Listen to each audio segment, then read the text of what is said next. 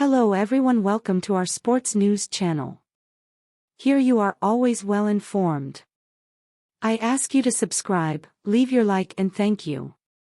As the New York Giants veterans reported to training camp on Tuesday, there was a surprise awaiting them as star running back Saquon Barkley was in the building before 8 a.m. Many didn't expect to see him until September. Barkley had agreed to a one-year deal instead of playing on the $10.091 million franchise tender. He got a $2 million upfront signing bonus and has $1 million available in incentives in a contract that can reach up to $11 million. But he did not get any guarantees the team would not use the franchise tag again next year. The $11 million cash value on Barkley's new contract ranks third among running backs in 2023 behind only the Tennessee Titans' Derrick Henry, $16.4 million, and the Cleveland Browns' Nick Chubb, $14.9 million, according to ESPN Stats and Information. After 9 months of negotiations, this was where they landed. Probably not where either side expected this to go when they began talking about a new contract during the bye week last year. Probably not what Barkley's running back brethren wanted to see as they fight for a more lucrative market at the position. Why did the deal happen now? And did Barkley cave? Giants reporter Jordan Raanan and National NFL reporter Dan Graziano answered 5 compelling questions surrounding the deal. Why did this happen now? Raanan: it seems pretty clear Barkley wanted to get this out of the way and report to training camp. Heck, he didn't even fight until the bitter end for the elimination of the franchise tag next year. But Barkley is a player who is very conscious of his image. That was evident when he said at his AMPT football camp last month that he didn't like how the negotiations were being portrayed publicly. He said the coverage made him look greedy. Barkley preaches being a team-first guy who prioritizes winning. Whatever it takes. Getting this out of the way now allows for the cloud that was about to cast over training camp to be removed. Did Barkley cave by agreeing to this deal? Graziano: yes. This is a secretariat at the Belmont level win for the Giants.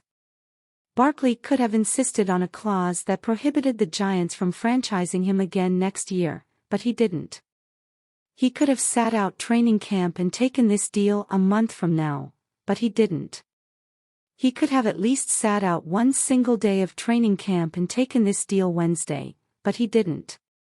Barkley agreeing to this deal tells us he knew he was beaten, that all of his leverage went out the window once a long-term deal wasn't done by the July 17th deadline. He gets the ability to make $900,000 in incentives, and he gets a chunk of the money up front, but there's no real material win here for Barkley, whose best-case scenario is him going through all of this again next off-season. What impact will it have on other running backs looking for deals? Graziano: yeah, it's tough to imagine Barkley being invited onto the next running back Zoom call, right? This doesn't help anybody. Sure, it provides a framework for the Las Vegas Raiders and Josh Jacobs to find a solution to their identical problem, but there's no reason to assume the Raiders want to offer Jacobs anything more than the tag, and there's no reason to assume Jacobs is as ready to surrender as was Barkley. If you're Jonathan Taylor looking for an extension from the Indianapolis Colts, this is no help.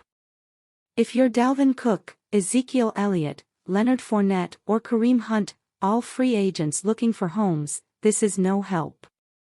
But neither was Joe Mixon taking a roughly 50% pay cut a couple of weeks ago to avoid being released by the Cincinnati Bengals, or Austin Ekeler's meager resolution to his dispute with the Los Angeles Chargers.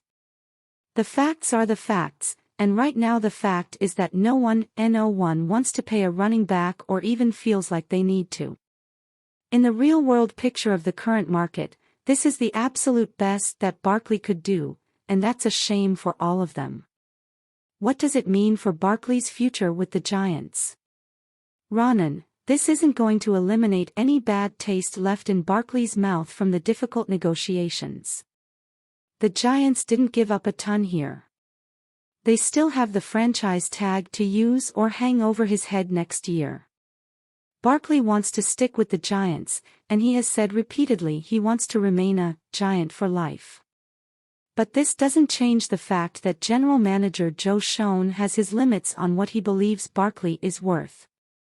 One executive told me recently that even if Barkley has another great season, his value likely decreases in 2024 because he's a year older with more wear and tear on his body.